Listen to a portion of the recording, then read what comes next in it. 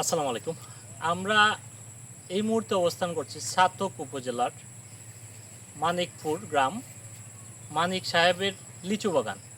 এই লিচু বাগান নিয়ে কিন্তু অনেকগুলো প্রতিবেদন হয়েছে, আপনারা দেখেছেন।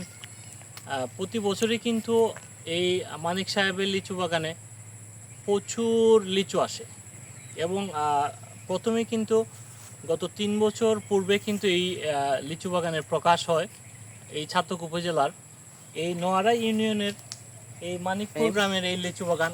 আমি জসিমউদ্দিন, এই মানিকপুরেরই একজন লিচু চাষি এবং আমাদের একটা দুঃখের এবং পরিতাপের বিষয়, এই বছর লিচুর ফলনটা একটু কম হয়েছে। যদিও ফলনটা কম হয়েছে, লিচুর দাম আবার মোটামুটি ভালো আছে। ফলনটা কম হওয়ার কারণ হইলো যে লিচু যখন বইল আসছিল, মানে ফুল আসছিল, ওই সময় বৃষ্টিপাত খুব কম ছিল।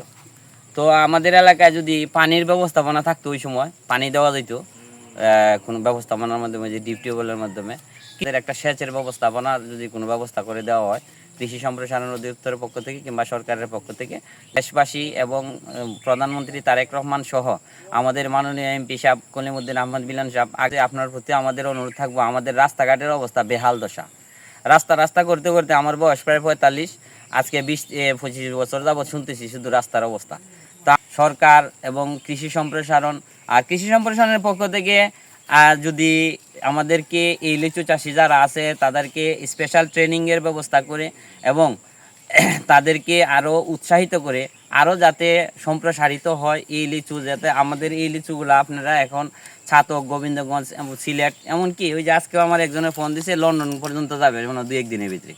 তো যাই হোক, কৃষি সম্প্রসারণের কাছে আমাদের এই আবদারটুকু থাকবে, আপনাদের মাধ্যমে যদি আমরা আরও কিছু উপকৃত হই, আপনারা কিছু দেন, বিভিন্ন সময় আমাদেরকে ট্রেনিংও দিছে কিংবা বিভিন্ন এই যে স্প্রে মেশিন টেশিন দিছে, আরও আমরা কিছু চাই আর কি। বিগত বছরগুলোতে আমাদের, আপনারা যদি জানেন, সকালবেলা চৌমনি বাজারে যদি আসেন, বাজার ভইরা যায় লিচুয়ে।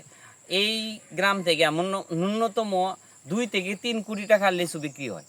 আশপাশের গ্রামেও আছে, মানিকপুর, গুদাবাড়ি, কচুদার, লামাসানিয়া, রাজারগাঁও, বরগোল্লা, চাঁদপুর, রংপুর, আরও আশপাশের বিভিন্ন গ্রামেও আছে, ছড়িয়ে ছিটিয়ে গেছে আর কি। তো আমরা যাতে এই ফলনটা আরও ভবিষ্যতে আরও ভালো ফলন পাই, আর এই বিষয়ে আপনারা সরকারের পক্ষ থেকে কিংবা যে কোনো প্রকল্পের মাধ্যমে আমাদেরকে যদি উৎসাহিত করে এবং আমরা যে ফলনটা কেন কম হইলো আমরা তো ধরতে পারি না, ওই ওনারা যদি একটু রিসার্চ করে আমাদেরকে বলে যে এই জিনিসটা ফলনটা এই কারণে কম হয়েছে, আমরা যদি এগুলো বলতে শুধু, তাহলে ভবিষ্যতে আশা করি আবারও এখান থেকে সরকার অনেক টাকা রাজস্ব পাবে। টানা আপনার রৌদ্র ছিল তো, মানে মানে আপনার 5-6 মাস বৃষ্টি ছিল না, তো বুঝছেন না? জি এখানে শুধু লিচু না, আমারও একটা ইফেক্ট পড়ছে আর কি। জি। তো আমরা ওই যে একটা স্প্রে মেশিন দিচ্ছি, ওটা হলো আপনার ওই 65,000 টাকা দামের একটা স্প্রে মেশিন, ওটা দিয়ে তারা স্প্রে করছে। আর আমরা ওই ফলন বৃদ্ধির জন্য সামনে মানে আমরা একটা ওই মানে 25 জন কৃষক নিয়ে, যারা প্রকৃত লিচু চাষি, এদেরকে নিয়ে আমরা একটা কৃষক মাঠ স্কুল করবো আর কি সামনে। আচ্ছা। আর কিভাবে ওই যে আপনার ওই বর্ষার আগে পরে সার ব্যবস্থাপনা করতে হয়, সার দিতে হয়, ফল গাছ আসলে না, জি এই জিনিসগুলো আমরা প্র্যাকটিস করাবো। ড্রিপ ইরিগেশন যে সিস্টেমটা আর কি, গাছে ঘোরায় ড্রপ সিস্টেম পানি দেওয়া, জি এটা আমরা 2টা বাগানে করছি। এটা আপনার যে গোবিন্দনগর মাদ্রাসায় জি। মালটা বাগানে করা হয়েছে, আর জামা বাজারে এখানে একটা বাগানে করা হয়েছে। আর মানিকপুর গ্রামের জন্য স্পেশাল আপনাদের কোনো প্রকল্প আছে কিনা?